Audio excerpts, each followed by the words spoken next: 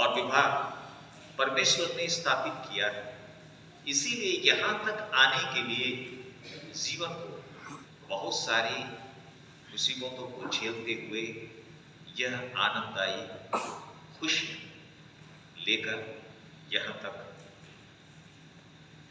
एक पुरुष और स्त्री आते हैं। परमेश्वर के आगे और उनके पवित्र वेदी के आगे और परमेश्वर के लोगों और अपने परिवार के प्रियजनों और शुभचिंतकों के साथ में ये खुशहाली का उपस्थिति एक महत्वपूर्ण समय भी होता है। विवाह क्यों नहीं किया जा सकता रास्ते में? विवाह क्यों नहीं दूसरी जगह किसी कमरे में किया जाता? विवाह को परमेश्वर की पवित्र वेदी के आगे बाचा बांधा जाना और उनके पवित्र उपस्थिति में संलग्न रहना इस महत्वपूर्ण घड़ी में एक महत्वपूर्ण बात होती है।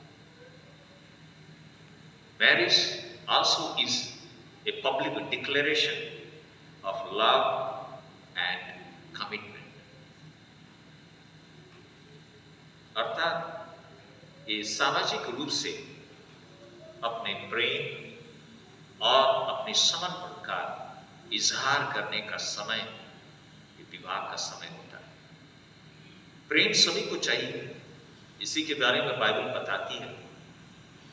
एक जन्म जब होता है बच्चे का तो उसको प्रेम की जरूरत होती है और वो माँ के गोदों में जब आ जाता है तो उसकी सारी परेशानियां दूर हो जाती हैं और उसके जीवन के आगे चलते हुए यह एक मोड़ आता है जहां उसको अपने माँ बाप से भी ज्यादा उसकी पत्नी से, उसके पति से प्रेम की आकांक्षा होती है जो परमेश्वर ने सृजा है। और उस प्रेम को पाने के लिए, क्योंकि ये बहुत पवित्र है और बहुत ही गहरा है, इसके लिए परमेश्वर के आशीषों से यह आरंभ किया जाता है विवाह की इस आशीषों के द्वारा। यह प्रेम का एक समर्पण है और जीवन का समर्पण का एक भाग है विवाह। और ये प्रेम जीवन के अंत काल तक होता है। इसीलिए विवाह में बाचा जाने वाला एक बाचा चर्च ऑफ इंग्लैंड का 1552 में ऐसा प्रस्तुत किया गया है जो आज तक बहुत सारी कलीसियाओं में ये बाचा बांधा जाता है, जिसमें कहा जाता है कि मेरी गरीबी में, मेरी खुशहाली में, मेरे अच्छे दिनों में, मेरे बुरे दिनों में और मृत्यु से जब तक हम अलग नहीं हो जाते, मैं तुम्हारा बना रहूंगा, तुमको प्रेम करते रहूंगा और तुम्हारी पत्नी व पति मैं बनूंगा। ये बाचा सबसे गहन है और महत्वपूर्ण है और इस बाचे को परमेश्वर के पवित्र वेदी के आगे और परमेश्वर के लोगों के आगे दोनों वर और वधू ने बांधा है और हमने उनको आशीष दी है। और परमेश्वर विवाह में आशीष देता है। विवाह से खुशहाली आती है अपने जीवन में, परिवार में, समाज में। परिवार जब होता है तो ये आनंद का स्रोत है, पति और पत्नी। हम बाइबल में सुसमाचार के पुस्तक में प्रभु यीशु मसीह का काना के शहर के एक विवाह के कार्यक्रम में प्रवेश की घटना को स्मरण करते हैं। प्रभु यीशु मसीह विवाह के भोज में गए थे, हाँ, क्योंकि ये पवित्र समारोह है, क्योंकि ये परमेश्वर ने स्थापित किया है और स्वयं परमेश्वर उस काना शहर के विवाह में अपने आप को प्रस्तुत करते हैं। वहां एक आश्चर्य कर्म होता है और जैसे हम पवित्र वचन में अध्ययन करते हैं कि वह सबसे पहला आश्चर्य कर्म था, पानी से दाखरस बन जाए। तो विवाह में आश्चर्य कर्म होता है विवाह अपने आप में एक आश्चर्य कर्म है। ये दोनों को देखिए, कहाँ जन्मे, कहाँ बड़े हुए, कहाँ जीवन में आगे बढ़े, किस परिवार के, लेकिन परमेश्वर ने घुमा फिरा के रीढ़ का हड्डी अमृत को लाके उनके हाथों में आज रख दिया है। अमृत जी थोड़ा मुस्कुराएंगे तो अच्छा।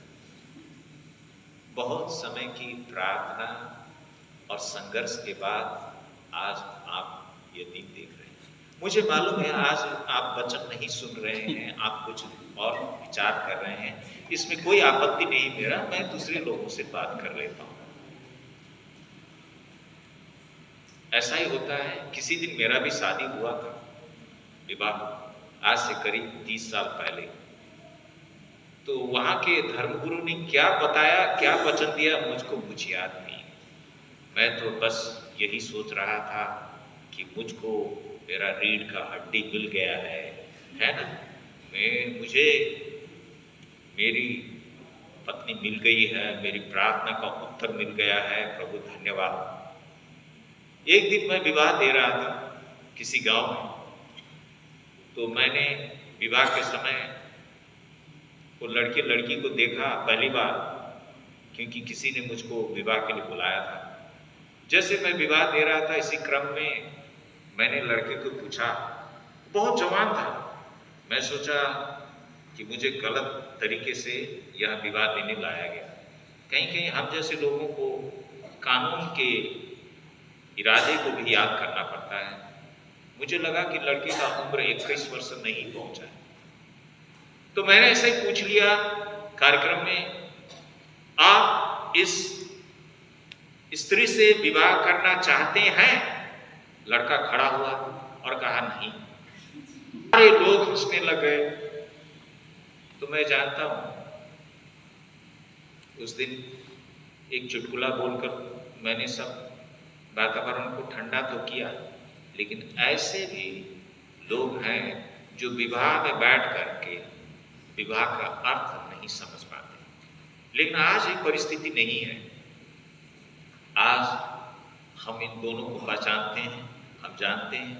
मैं धन्यवाद देता हूं हमारे भाई अमृत के जीवन के लिए, उनके समर्पण के लिए, उनकी सेवा के लिए, और उसी तरह हमारी बहन एस्तर को भी हम जानते हैं और हम धन्यवाद देते हैं। परमेश्वर इस स्त्री के जीवन में अद्भुत तरीके से स्थापित है, और हम इस संपूर्ण रूप से विश्वास करते हैं कि इन दोनों के इस दाम्पत्य जीवन से बहुत सारा आशीष परमेश्वर के राज्य में, उनके समाज में, वो जहां रहते हैं वहां निरंतर सुगंधित खुशबू की तरह सदा सदा रहेगी। प्रभु यीशु काना शहर के उस विवाह में आए और वहां एक चमत्कार हो गया, एक आश्चर्य कर्म हो गया। यही मैं कहना चाहता हूं। विवाह कोई श्राप नहीं है, विवाह जीवन का बंधन नहीं है, यह आशीष है। जहां प्रभु यीशु मसीह जिस विवाह में उपस्थित रहते हैं, वहां अद्भुत आशीष होता है, अद्भुत परमेश्वर का काम होता है। परमेश्वर के काम सदा अद्भुत हैं और आश्चर्यजनक हैं। और आज ये जो दृश्य है, आज का ये जो पवित्र विवाह का कार्यक्रम है, ये अपने आप में एक अद्भुत है और आश्चर्यकर है, क्योंकि आज यहाँ हमारे मुक्तिदाता प्रभु की उपस्थिति यहाँ है। परमेश्वर को धन्यवाद। परमेश्वर के वचन जो इसके आगे भी पढ़ा गया था, इसमें पति और पत्नी के विषय में भी हमको परमेश्वर का वचन का ज्ञान मिलता है। विवाह एक आशीष है। हमारी पत्नी हमारे जीवन के लिए आशीष है, हमारा पति हमारे जीवन के लिए आशीष है। परमेश्वर की योजना है मानव जीवन के लिए इस आशीष में खुश और आनंदित रहकर परमेश्वर की महिमा करते हुए इस धरती से हमें चले जाना है। जो इंसान अपने विवाह में खुश और आनंदित नहीं रह सकता, मुझे नहीं लगता कि संसार में और कोई भी चीज उसके जीवन में खुशियां और आनंद ला सकता है। मैं बहुत सारे विवाह के शिक्षाओं में संबंधित रहा और हमारा ये आधुनिक युग में विवाह और विवाह के संबंध बहुत कमजोर पड़ते जाते हैं।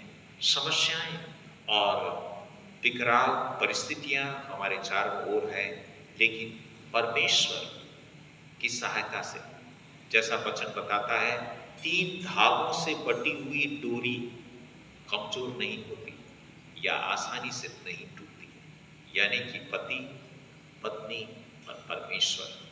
जब इस 3 डोरी से एक परिवार बनता है तो ये परिवार बहुत तगड़ा रहता है, बहुत आशीषित रहता है और परमेश्वर को धन्यवाद देते हुए जाता है। परमेश्वर का वचन पत्नी की जिम्मेवारी के बारे में स्पष्ट बताते हैं और पति के विषय में बहुत सारा लिखा गया है।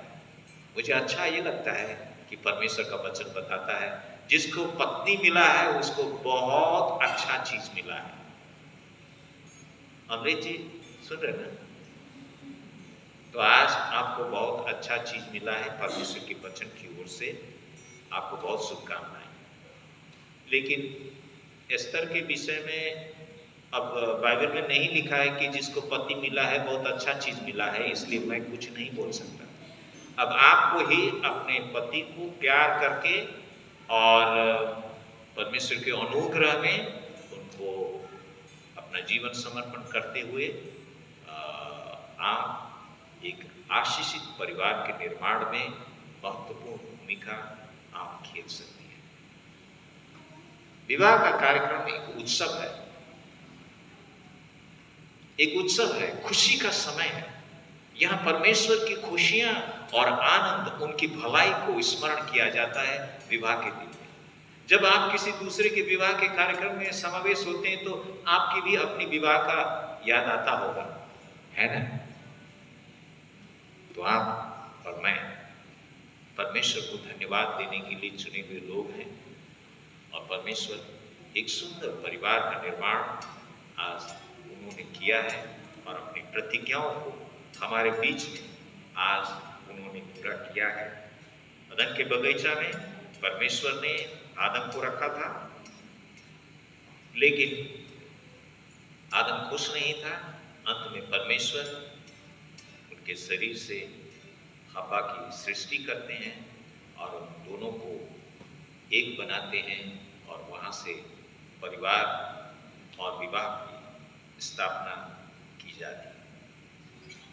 और परमेश्वर अपना आशीष उनको दे करके सारे पृथ्वी को निरंतर आशीषों से भरते आ रहा है। मेरी ये प्रार्थना है और मेरे वचन का सारांश यही होगा कि परमेश्वर, हे प्रभु, जिस तरह